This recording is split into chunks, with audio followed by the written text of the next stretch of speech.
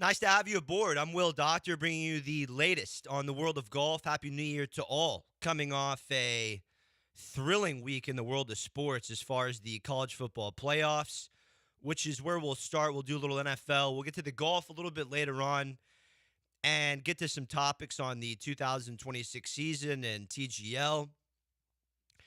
Thursday's New Year Day slate was one for the books, not with how it started at the Orange Bowl with Oregon absolutely embarrassing Texas Tech in a 23-0 blowout.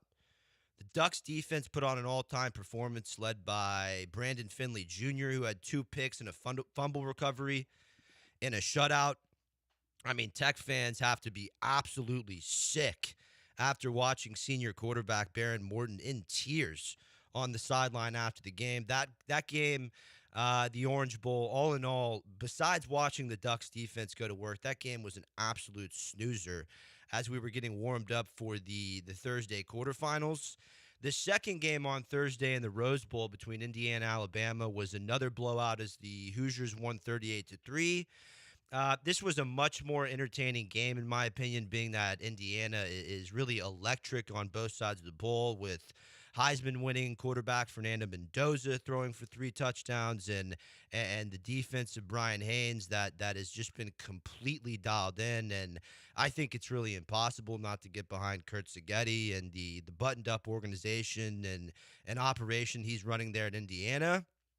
I am so fired up for their matchup against Oregon on Friday, and here was Mendoza post game with ESPN after finding out who the Hoosiers will face in the Peach Bowl.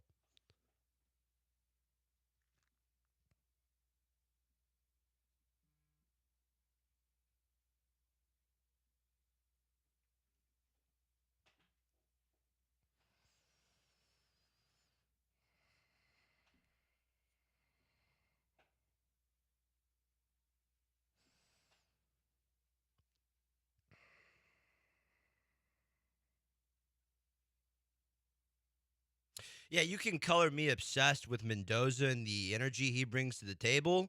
Indiana opens as the 4-point favorite, and I have no idea how Oregon intends on stopping the Hoosier pass rush. I think it's going to be a long night in Atlanta for Dante Moore. Even more so than when the Hoosiers defense picked them off twice back in early October when Indiana beat Oregon the first time around. And then that third game on New Year's Day, you had Ole Miss. It was the last of the New Year's Six bowl games. You had Ole Miss upset Georgia in what was a thriller that came down to a 47-yard field goal from Lucas Carnero, plus a safety there at the very end to make it a 39-34 final as Salt and Pepper Pete Golding gets his second straight postseason win after Lane Kiffin's departure to LSU. What a performance from Trinidad Chambliss. What a performance from Qwan Lacey. I am totally jacked up for the Fiesta Bowl where Ole Miss will try to avoid a whooping from Michael Irvin and the Miami Hurricanes, who are a 3.5-point favorite and feeling themselves coming off commanding victories over 2 absolutely disgraceful efforts from Texas A&M and Texas Tech. I have no idea who to pick between Miami and Ole Miss Thursday night in Glendale, Arizona. We've got superstar producer Ryan Morrow on the ones and twos. Miami, Ole Miss. Any thoughts there, Ryan? I tend to lean more towards the SEC. I have a little bit of SEC bias. Even still, I want to recognize Miami has a great defense. They've been performing probably the best out of any defense in the playoffs currently. My only worry about them is their offense. I'm not a huge fan of Carson Beck. I don't think that they provide the opportunity to get a lot of points. Um, and going against a team like Ole Miss, who tends to score quite a bit. I mean, you saw their game against Georgia, putting up 39 against that defense is always a feat in itself. So I'd have to lead towards Ole Miss. I like that. I like that, Ryan. We're gonna have to get midday host superstar Miami Hurricane sharp Del Olale. We'll have to see what his thoughts are as far as Miami. We'll get Timmy Time's thoughts on Ole Miss later on. Ryan, another one for you. We talked about this pre-show as far as the as far as the Indiana versus Oregon Peach Bowl. Your thoughts on Dante Moore? I am not a big believer. Is there anything that maybe I'm unaware of when it comes to the talent of Dante Moore and what he could do against Indiana? Um, Given Oregon's history with quarterbacks and their tendency to play with a more West Coast style of dump off or touchdown, you know, I think that he's done a pretty good job this season of just playing in rhythm and playing the system that Oregon likes to play. Obviously, they've gotten into the playoffs, so Yeah. credit to them. Uh, I would not put any money on Oregon. That being said, to win this game. No, I agree with you there. I am fearful of the Indiana pass rush for the Oregon football organization. Two absolutely phenomenal semifinals ahead. Yesterday's slate of bowl games were okay. Texas State, they were a 19.5 point favorite over Rice.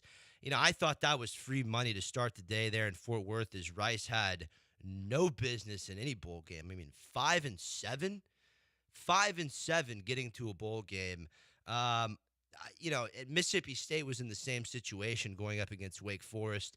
Owls got absolutely smoked 41-10 with Texas State quarterback Brad Jackson, who I'm a fan of.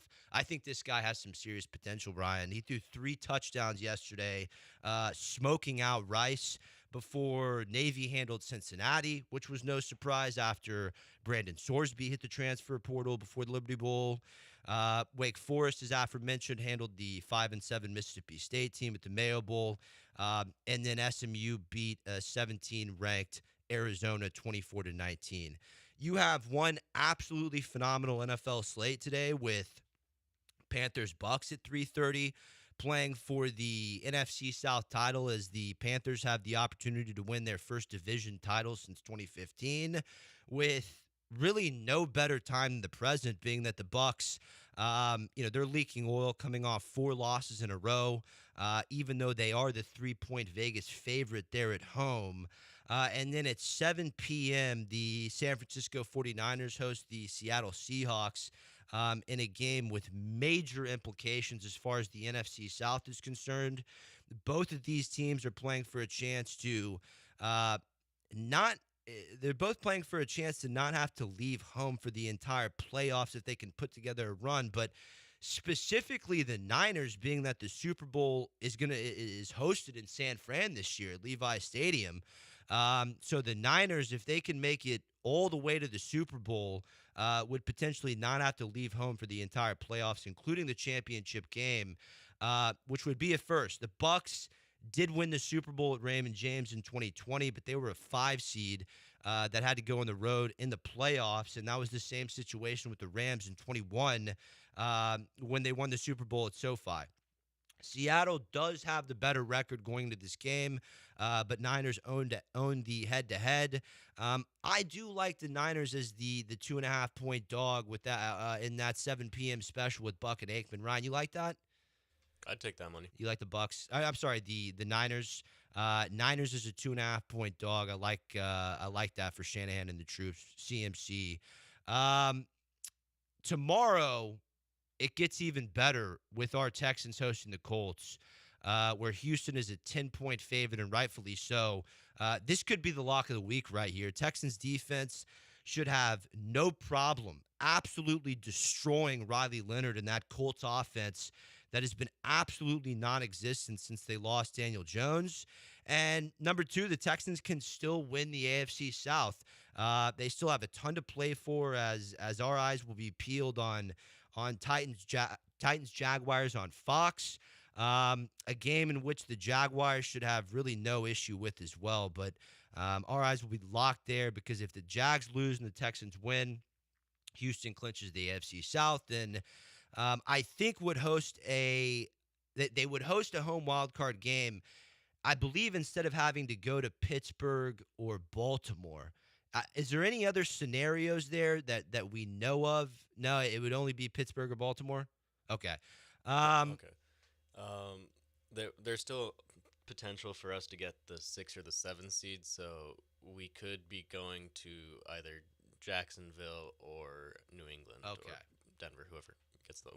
I don't mind going to Pittsburgh this year. Don't mind going to Baltimore. I do not want to go to New England. This this is an organization that has literally never won a playoff game on the road. The Texans are 0-8 on the road all time in the playoffs. So, a Jags loss tomorrow would absolutely warrant a celebration. I think this version of the Texans can absolutely beat the Steelers and Ravens on the road.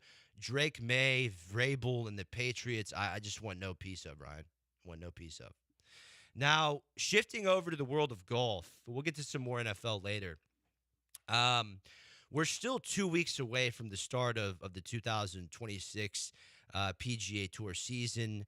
The season will start at the Sony Open, being that week one at the Century was canceled due to a 2-month drought there in West Maui that really stunted the course preparations for that tournament.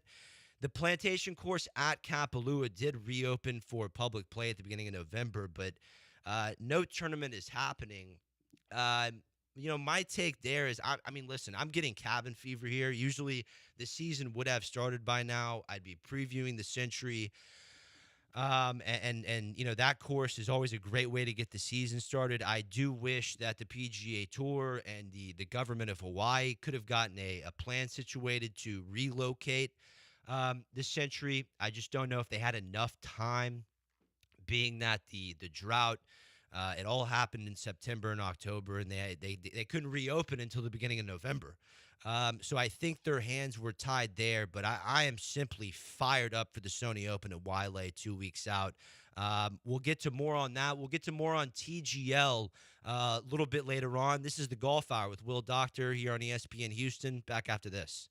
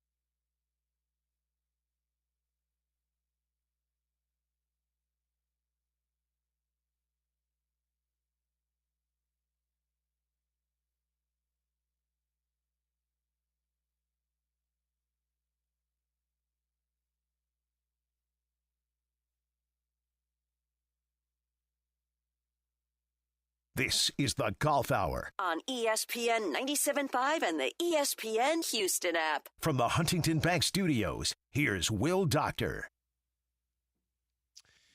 Okay, TGL has kicked off for season 2. Atlanta Golf Club, led by Billy Horschel, Corey Connors, and Chris Gotterup, took down Xander Schauffele's New York Golf Club. That was towards the middle of the week. And then last night, Rory's Boston Common, who added Michael Thorpe Jorgensen this offseason, and he looked phenomenal last night. This is Thorpe Jorgensen, this is a younger talent out of Stanford who just seems to understand the next generation of golf fans. I think Rory adding Michael to that team was absolutely genius, and Rory and Keegan Bradley, Thorpe Jorgensen beat Los Angeles Golf Club, which features Justin Rose, Sahith Theegala, and Colin Morikawa. Listen, I did not keep a ton of tabs on the Indoor Golf League's inaugural season. I will say that TGL is doing a lot of positives for the game, being that it is on primetime ESPN during the week. That's a big spot for the world of golf. And these franchises are starting to add some younger players to the mix. We saw Atlanta add Scottish Open champion Chris Gotterup, and Boston has added Thorpe Jorgensen. This is a league that golf is hoping brings in a new golf audience. Being that the name is Tomorrow Golf League, they're thinking this is the future, not to replace a 72-hole competition, but just something where golf can be at the forefront on ESPN during the week. And I think through a year and a couple matches, I think there's still a lot of work to do. The graphics for the simulator, I don't know if that is really a TV product. And I'm going all based off ratings. I don't think there's been a TGL match that has eclipsed 1 million live viewers. And yet you can tell me about the YouTube replay and the streaming numbers and the TikTok. I'm really not interested in the scroll ratings. I'm really only interested in the Nielsen TV rating, which only registers a view if someone has been watching for a full minute. That is what I'm interested in. And TGL has really not made a mark on those ratings. Now, you do have a major problem this year in the fact that Tiger Woods is fresh off another back surgery, and he likely won't play for Jupiter Golf Club for the entire season.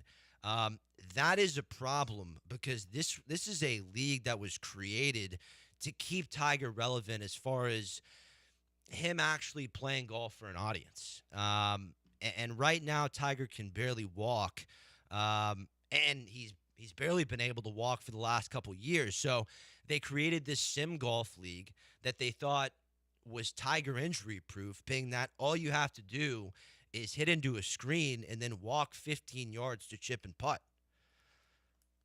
And it is injury proof in theory. I mean, it's in a dome. You don't have to deal with weather. Tiger can't play in cold weather because his back tightens up, left knee tightens up. TGL is injury proof in theory, but not for a Tiger Woods coming off his 7th back surgery. You still have to swing the club, and he cannot do so. What I would like to see in the meantime is Tiger at the TGL events every week on the broadcast.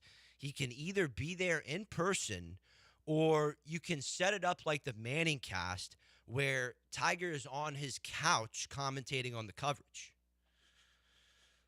As aforementioned, TGL has not made a dent in the ratings yet. Golf in a whole has not made a dent in the ratings yet. We saw the top 100 TV events of 2025. Football, basketball, baseball all had events in the top 100 of the ratings in 2025. Golf did not, even with Rory McIlroy completing the Grand Slam at Augusta. Golf did not have a top 100 ratings product for 2025, giving Tiger Woods his own feed for the TGL matches where he can work through some guests and commentate on the action. I think this is something golf needs to do for not only TGL, but also for the majors when Tiger isn't playing. Now, when I suggest this to my buddies, they feel like Tiger will never commentate and that he doesn't have the personality for it. But people forget that Earl Woods famously predicted that his son would do way more beyond the world of golf And now that Tiger is past his prime as far as playing, I do predict that he will eventually get in front of a mic. And I think it's going to be biblical. Casey in San Antonio. Will, I saw there was a patent filed for a Texas golf club regarding TGL. Any update there? That is true. It would be a team that would hopefully feature the likes of Scotty Scheffler and Jordan Spieth. That would go a long way with Spieth being one of the true needle movers of the game, who would just thrive in a mic'd up environment that TGL brings. So, that's kind of the update there on TGL. Big season 2 ahead. The next match, week 2, is going to be January 6th, here in 3 days. It's going to be the Bay Golf Club featuring Ludwig Oberg going up against Atlanta Drive Golf Club. Once again, led by the great Chris Gotterup. Let's get to the phone lines. Tanner in Trinity. You're on the Golf Hour on ESPN Houston. Tanner, good morning. Bring it. Good morning, Will. So I'm going to piggyback off your TGL stance. I'll be honest, it's not really my cup of tea. I don't even really like hitting balls into a screen to begin with. So Completely I don't really care to understand, watch Tanner. it. I completely understand your take there. I can't see the league surviving if Tiger Woods isn't involved. I disagree with your buddies 100%. I think he would be phenomenal on the microphone. I've never got the vibes that he's not outgoing when he's speaking on a mic. I think he'd be great. However, I still think you've got to have him swinging a golf club. I think they need to figure something out with that, because that's the only reason I was interested to begin with at first. If I'm going to spend 2 hours of my night watching guys hit into a screen, I want it to be the greatest of all time. And the appeal behind that was we never get to watch this guy anymore. He can't play in majors, and obvious reasons, but this was our one chance to still watch kind of our childhood hero swing the club.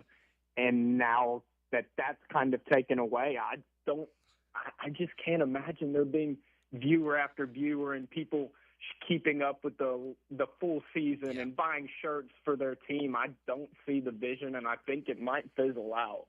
Tanner, I completely agree with you 100%. Besides Rory, who's only going to play every 2-3 weeks in TGL, you don't have any needle movers there. And back to the point on Tiger, if TGL doesn't work, I almost feel like Tiger should be hosting a kind of a 1-hour show on ESPN every week where he brings in players. Maybe they're hitting some shots in the simulator, but even in this situation, if Tiger's hurt, everyone's still going to be tuning in to a 1-hour conversation that Tiger Woods is going to have on the world of golf. This guy Absolutely transcended the game. And when you look at the ratings, the highest rated golf product ever was the 2005 Masters, which got 13.9 million views. And I think, we've come to accept golf as a sport that, it's not going to break all the ratings records, and we shouldn't spend too much time talking about ratings. But if there's one guy who's bringing in the millions, it is Tiger Woods. We need to see him on that broadcast every week. Great stuff, Tanner. What else you got for us today? So I was always looking at some props. Yep. Scotty Good stuff. Scheffler to win one major, minus 125. I'm almost sick to say I love that, and I raise you the point. What happened to the time 4 years ago where the best odds you would get on a guy to win a major is plus 650, plus 700? I think I'm fully just realizing how unbelievable it is what Scotty Scheffler is doing for the odds to be minus 125 to win one major, and me think that might be a lock. Well, Tanner, you've caddied at very high levels. You've seen some of the best go at it right in front of you. It is simply, when you look at Scotty, he is 6'4", hits the ball a country mile, Plus, he has the best short game in the world. And since he's added Phil Kenyon to the team and got the putting sorted out over the last year, he has been simply unstoppable. And you know, the fact that Shinnecock sets up so well for him at the U.S. Open in a tournament where he could potentially complete the Grand Slam, you know, it's gonna be what a year it's going to be for world number one Scotty Scheffler. Once again, 19 wins at just 29 years of age. Now, Insane. it really is. It really is. Now, you brought up Scheffler to win one major at minus 120.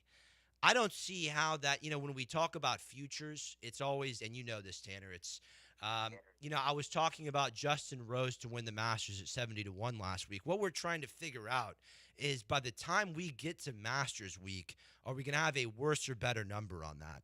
And exactly, and that's. Go ahead. I'm worried. I'm worried it'll be like plus Yep. 200 or plus 250 because I'm always very, very, very cautious about these because last thing I want is take Scheffler minus 125 and say U.S. Open comes around and he's plus 600 and that's the one he hits on. You'd much rather have that, but boy, what is it going to be come Masters time if he comes out guns a-blazing like we all know he can? And Tanner, go back to last year when Scheffler had the Christmas Day incident, and everyone, you know, we all thought, he's going to be slowed down to start 2025. It's going to take him some time. It took him about a month to get warmed back up before rattling off 6 victories. I think if there was going to be any bump in the road, it would have been last year after that 2-3 month layoff after the Christmas Day accident. I don't think anything's stopping Scheffler, and I think you're spot on in the sense that I'm not sure you're going to get a better number than minus 120 to win one major by the time Augusta comes around in April. 100%. And one more I'll run by you. If you have time for it. Go for it, Tanner. Joaquin Niemann over 1.5 wins on Live plus 150. Look, I know the games didn't finish the season in a great spot, and the last 2 years, yes, he hasn't finished number one, but if you've kept up with Live events, like you could, even though the point system and the money system, like he pretty much finished first both 2 years, in my opinion, with how dominant he was and how many wins he had. I get his game's in a rough spot, but every single year he wins at least 2 Live events. I think I'm gonna ride with that one on that at plus 150. Tanner, absolutely great take there. I think people are falling victim to the recent moment with Niemann, being that he did struggle a lot at the BMW PGA and Australian Open, 2 missed cuts in a row. I am not going to forget about the big picture of Joaquin Niemann when it comes to 2025. I thought he made great progress in the majors, finishing tied for 8th at the PGA Championship. You remember the narrative for Niemann coming into this season. Where are the majors? Where's the major results? Give this kid some time. Only 27. Exactly. And he had he had 4 wins on Live this year. You have Niemann at plus 150 over 1 win. 1.5. 1.5. So it'd be 2 victories to cash. You know, throw the key away, Tanner. I absolutely love it. I do too, and I think I always have a soft spot for Joaquin Niemann because if he was on the PGA Tour, I truly think everybody would be rooting for him and look at it different. As man, he seems like a great dude. He's a great golfer. And his major finishes haven't been great, but I think they blow those way out of proportion. He has not played horrible in every major like the Twitter bots make it sound. He's put himself in some decent spots. I 100% believe within the next 3-4 years, Joaquin Niemann will win a major. One absolutely spectacular call, Tanner. Joaquin Niemann, the flusher of our generation. I'm absolutely fired up to see his progress in 2026. And yeah, as you said, 2025 was a massive year for him, specifically at Quail Hollow. And once again, as Tanner said, the major results have not been terrible for Niemann. Tied 29th in majors, is not some terrible result. Sure, it's not contending on Sunday, but it takes some time for most elite players to figure out how to play these majors. And Neiman made, on top of the 4 Live Golf wins, major progress in the way that he's playing majors in 2025. Thanks for the call, Tanner. We got to take a quick break. This is the Golf Hour with Will Doctor. Back after this. Mike Booker, chairman of the Texas Golf Hall of Fame and holder of a record number of Texas Golf Association championships. The Texas Golf Hall of Fame is the foundation of golf in our great state. So many great individuals, Ben Hogan, Byron Nelson, Kathy Whitworth, Ben Crenshaw, and many others, lead the way in making golf in Texas known around the world. Now you can experience the history of Texas golf digitally at texasgolfhof.org and share with your family and friends. See you on the course.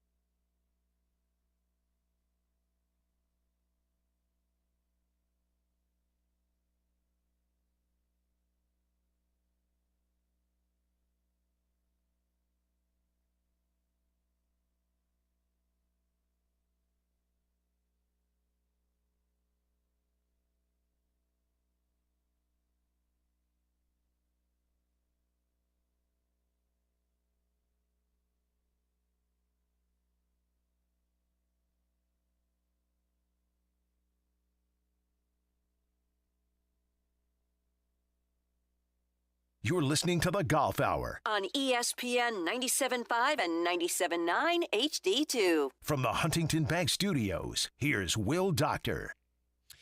All right, welcome back to the show, 713-780-3776 to get your questions in as far as any questions on the 2026 season, majors. BetOnline now has the 2026 PGA Tour Rookie of the Year award odds up. Marco Ping leads the way at 5-1 on the odds boards there. Friend of the show, Johnny Kiefer's second at plus 650. And Marco Ping's coming from the DP World Tour as well, but a couple other DP guys, Rasmus Niergaard Peterson and Christopher Wrighton, are 3 and 4 on the odds boards as far as Rookie of the Year predictions at plus 750 and plus 850. So maybe we'll get to some of that a little bit later on. I do want to mention, earlier this week, there was I'm sure you saw the news. There was a fire at a bar in the Swiss resort of Crans, Montana. And this was a fire. It was New Year's Day. It killed 40 people and injured another 119. And it was a 3-story club that was accidentally set ablaze by sparklers on champagne bottles, with the Swiss president calling it one of the worst tragedies in the country's history. Terrible, terrible New Year's accident. And I had to bring this up because in the fire, the world of golf lost 16-year-old Italian phenom Emanuele Galoppini. Once again, Emanuele Galoppini lost in this New Year's Day accident in Crans, Montana, Switzerland. The Italian Golf Federation put out a tribute statement that did not mention the fire, but his dad later confirmed that his son was in the bar that night. And I'm absolutely devastated. I mean, this was a 17-year-old, who really had an authentic Italian swagger about him, played the game with great passion, and had already been recruited to train full-time in Dubai where he was living. And, he signed to a major sports agency last summer, was starting to rack in the NIL deals, and was by all means likely to sign with a good Division I program here over the next year if he wasn't setting his sights for the pro game straight out of high school. This is a devastating loss for the world of golf. Horrible tragedy. I'm having my team reach out to the Italian Golf Federation, see if we can potentially get someone on the show to formally remember Galoppini, as so many of the golf media elite are forgetting to do. Your call, 713-780-3776. Speaking of the Italian Federation, it is a Spirit year. In November of 2026, the Spirit International Amateur Golf Championship will celebrate its 25th anniversary, hosting 80 men and women from the 20 best countries in the world at Whispering Pines Golf Club in Trinity, Texas. It is, as always, an Olympic-style competition, and sponsorship opportunities are now available to put yourself or your company alongside the best up-and-coming talent in the world of golf, with all proceeds going to Baylor College of Medicine, Teen Clinic, and Medical Bridges. This is a tournament that has seen the likes of Scotty Scheffler and Rose Zhang, Jordan Spieth, Paula Kramer.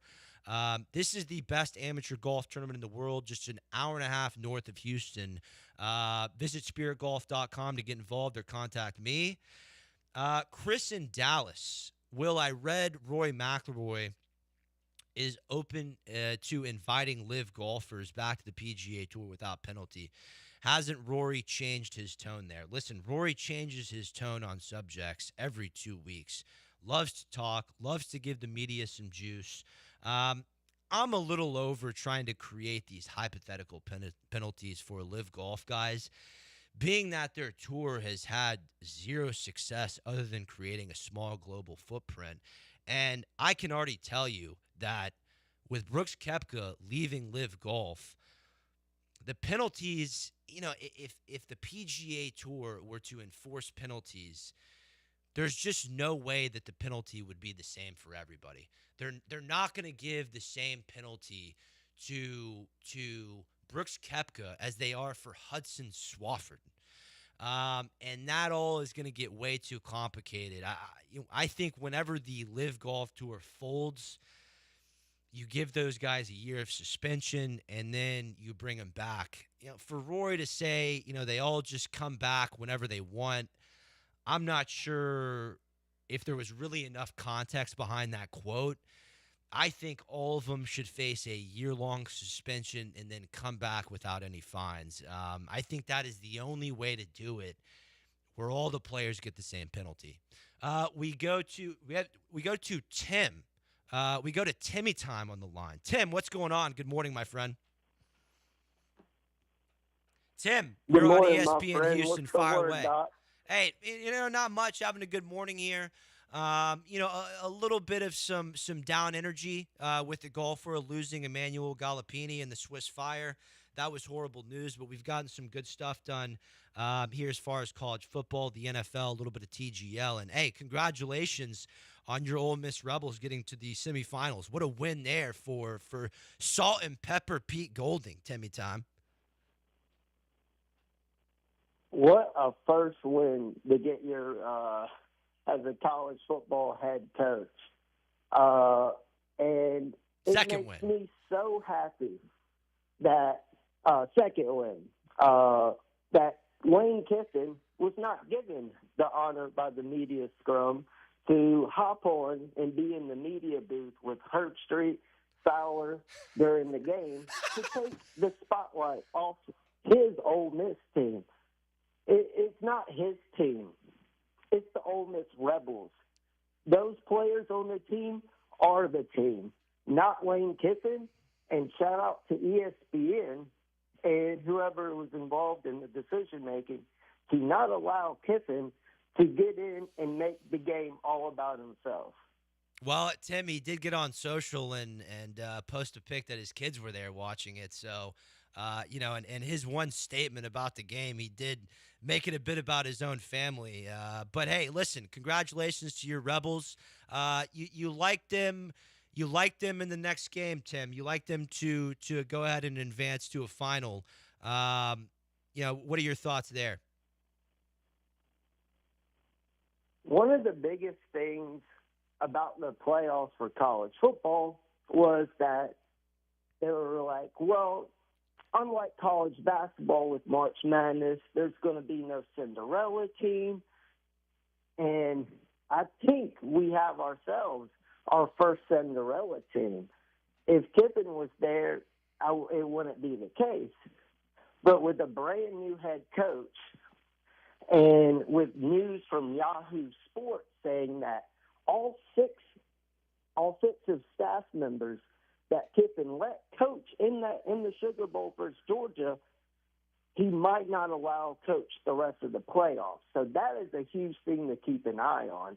And that will give Pete Golding at Ole Miss not only the job of trying to prepare his team for the game, but also try to put an offensive coaching staff together as Charlie Weiss and company head to Baton Rouge and won't coach the Rebels for the rest of the playoffs. It is such a gritty story, Tim. I'm just not sure, this Miami team, I mean, they just embarrassed two teams here at home in Texas A&M and Texas Tech. Ole Miss, opens the Fiesta Bowl as a 3.5-point dog. Oh, really? Oh, yeah, I'm sorry. My apologies. Thank you, Ryan Marr, on the ones and twos. Miami beat Ohio State. My apologies. You like your Rebels there as a 3.5-point dog there, Timmy Time?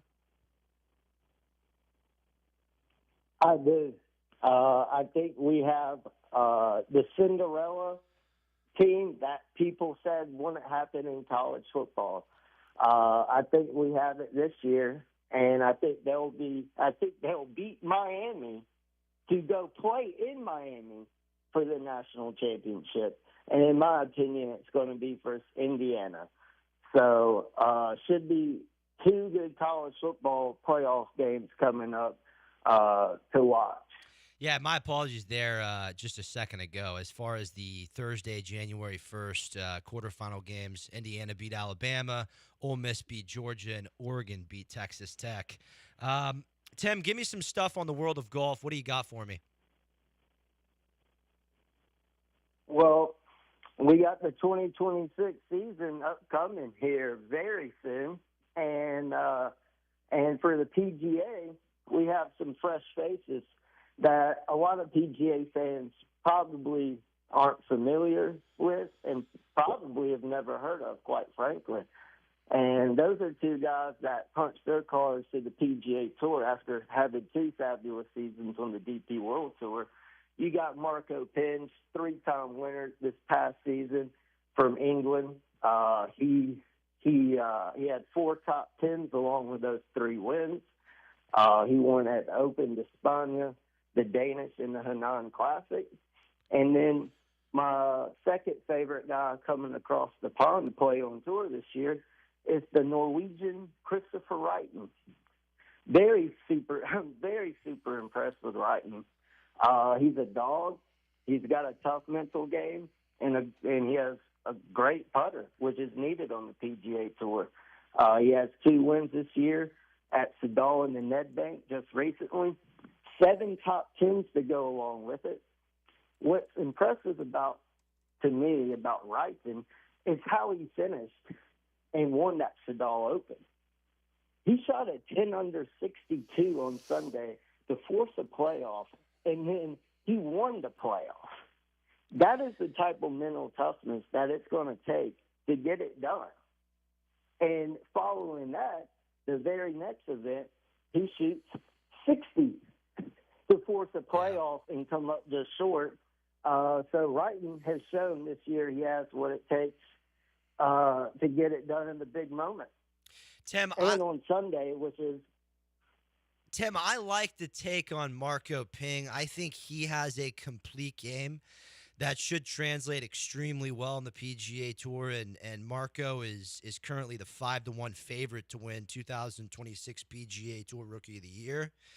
I'm a little skeptical of the chipping motion of one Christopher Wrighton. He chips cross-handed.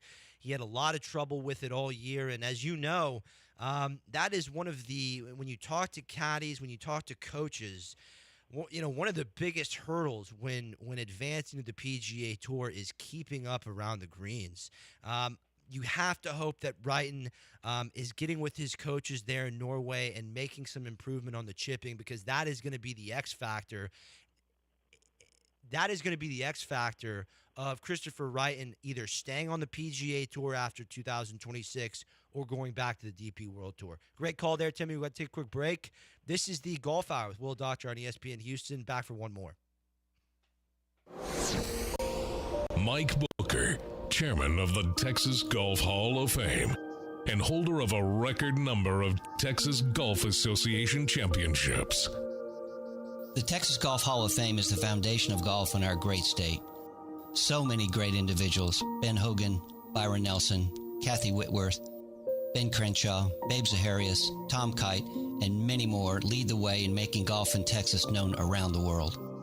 Learn about the historic golf courses and the individuals that promoted the game through leadership, teaching, and passion. Texas and golf go hand in hand in the history of the game and camaraderie. Together we can honor the past, celebrate the present, and inspire future generations of Texas golfers.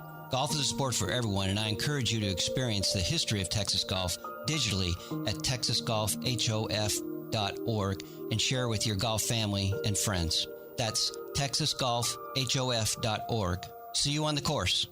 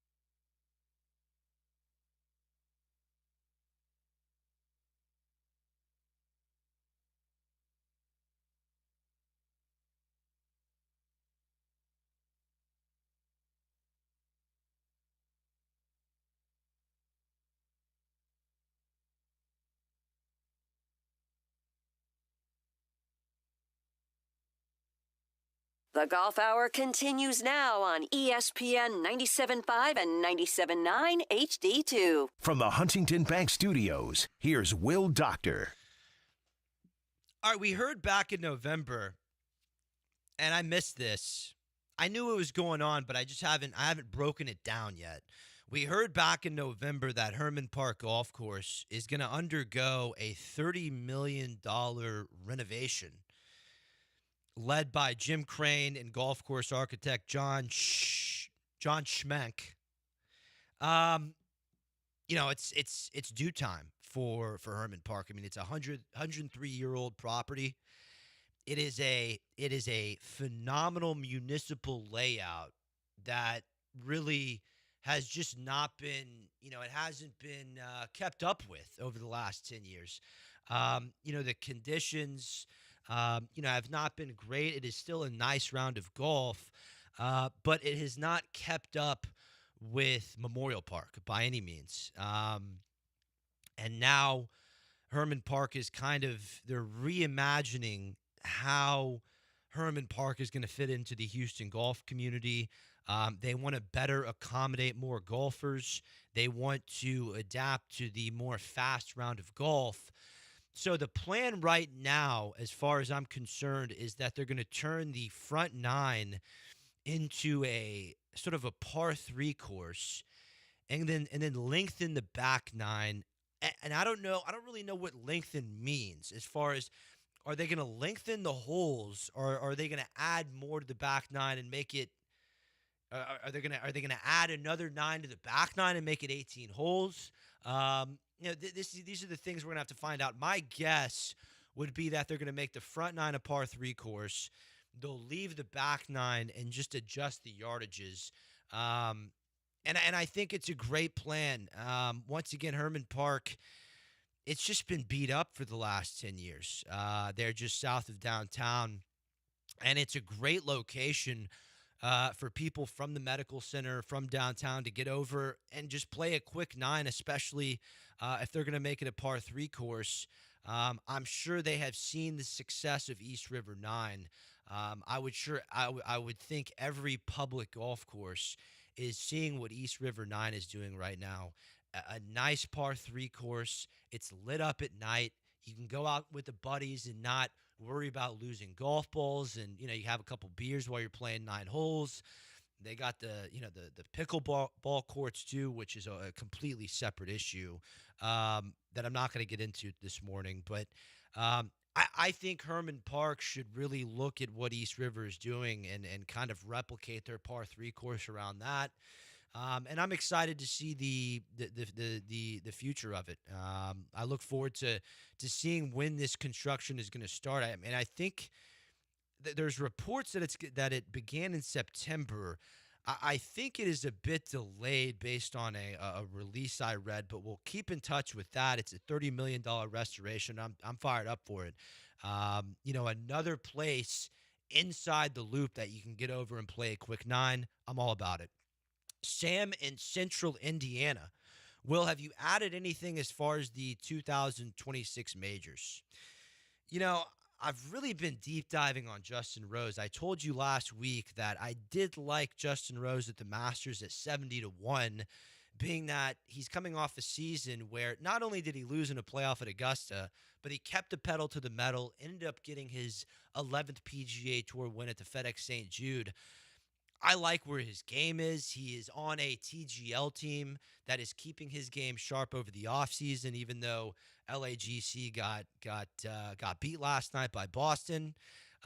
It's interesting. Justin Rose, since we talked about him, he was 70-1 last week to win the Masters. His number has now dropped to 60-1. Now, as I started to review Rose this week and I started to review the 2026 major setups, it became apparent to me that the best setup for Rose is actually Royal Birkdale for the Open Championship. And his number's 50-1 there. And I was hoping when I got on Bet Online that I would see, maybe 70, 75-1. But I actually think Birkdale is where Rose is a little more dangerous. You have to think the one thing that scares me with Rose at Augusta is he had his golden opportunity last year, and he's already lost in 2 playoffs. Maybe the time has come and gone for Rose as far as the Green Jacket is concerned. We'll talk more about the 2026 major futures over the next week, get you some more picks there. Enjoyed the show this morning. Thank you, Ryan Morrow, and the ones and twos. Absolutely phenomenal production. We'll talk next Saturday here on the Golf Hour with Will Doctor on ESPN Houston.